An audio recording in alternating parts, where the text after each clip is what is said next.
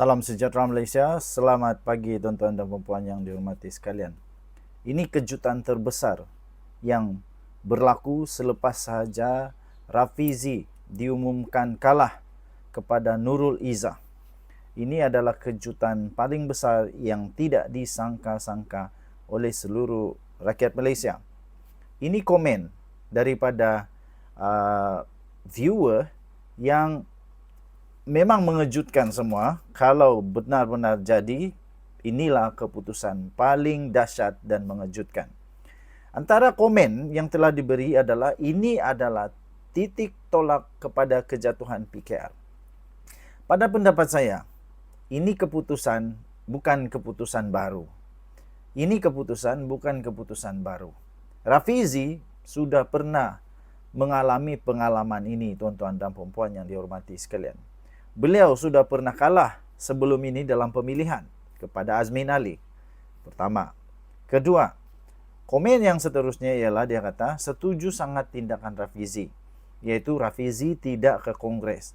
Apa guna hadir Kongres PKR, dia kata. Orang tak perlu lagi dia lagi tak pernah kenang jasa Rafizi untuk majukan parti PKR.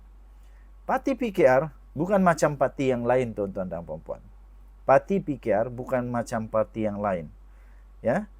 Parti PKR satu parti yang sudah cukup dewasa, sudah cukup matang orangnya, semuanya bagi saya semuanya memiliki kewarasan yang maksimum. Lepas itu satu lagi komen, PRU16 akan menguburkan PKR atas tindakan ahlinya sendiri. Pada pendapat saya tidak, belum lagi, ya. Okey. Pertama sekali, keputusan titik tolak kepada kejatuhan PKR ini bagi saya tidak. Tetapi ini akan menjadikan PKR semakin kuat, ya. Ini akan menjadikan PKR semakin kuat.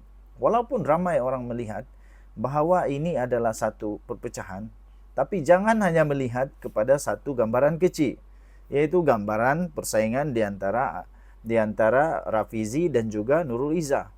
Tapi kita harus melihat kepada gambaran yang lebih besar, kepada nasional punya PKR. Kita melihat kepada kemenangan ataupun terbentuknya satu PKR secara nasional yang semakin kuat. Ramai orang terbentuk persepsi yang salah, yaitu mereka terlalu fokus kepada Rafizi dan Nurul Izzah sehingga lupa gambaran yang lebih besar.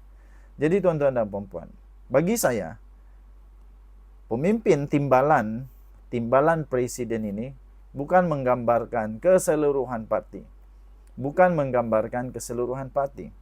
Ya, ini hanya menggambarkan di dalam gambaran yang kecil sahaja. Untuk melihat sama ada ini titik tolak kepada penjatuhan PKR itu tidak adil, ya. Itu tidak adil, tuan-tuan dan puan-puan. Kita harus berfikir lebih besar.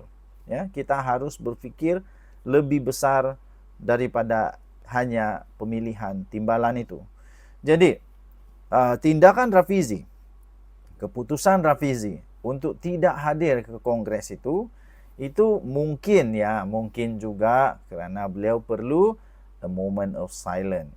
Dia perlu untuk masa sendiri, ya. Dia perlu untuk dia punya personal punya time. Dia perlu untuk bertenang. Jadi, kalau dia datang atau tidak, pada pendapat saya, itu dia punya hak lah. Itu dia punya hak. Walaupun, ya, sepatutnya dia perlu datang lah. Ya. Sepatutnya dia perlu datang. Dan PRU16 akan menguburkan PKR? Belum tentu. Belum tentu. Sebab itu kita perlu melihat secara besar. Kita perlu melihat secara besar. PKR bukan hanya di kepimpinan sahaja, tapi PKR perlu dilihat sampai ke akar umbi. Ya, sampai ke akar umbi. Kerana itu tuan-tuan dan puan-puan yang dihormati sekalian, keputusan sama ada PKR berkubur atau tidak itu belum pasti. Ya, saya pasti ada plan, ada rancangan, ada sudah agenda tersendiri daripada PKR sendiri untuk menangani keadaan yang terjadi sekarang ini. Ini sudah pernah berlaku, bukan tidak pernah berlaku. Azmin Ali kalahkan Rafizi, waktu itu pun sama juga.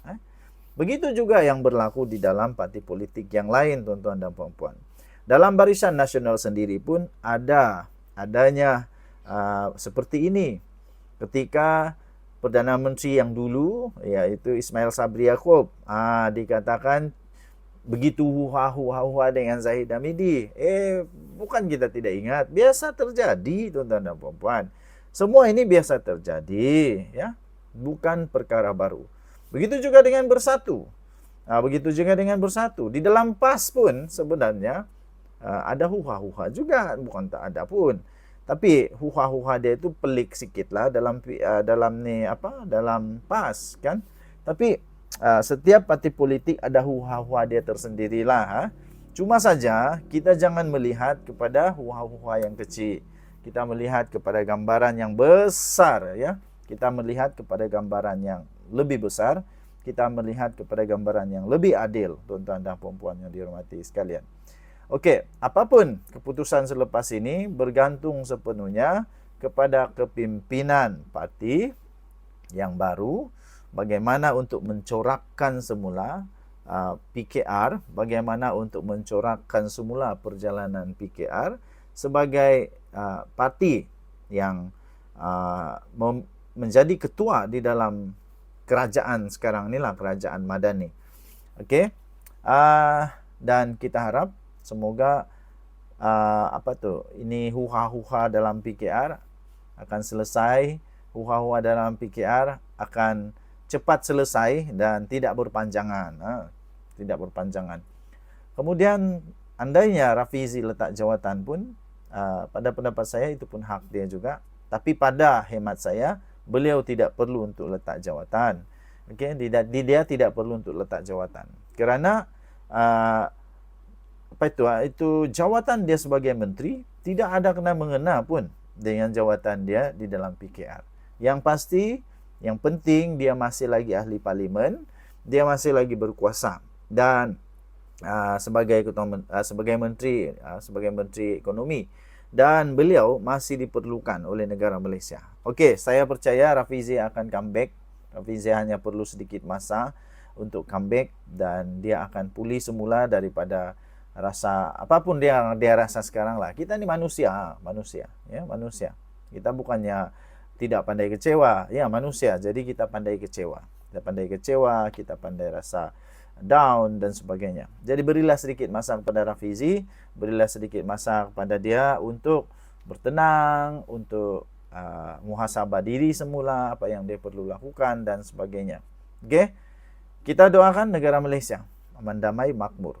Dan kita jumpa lagi. Salam sejahtera Malaysia. Bye-bye.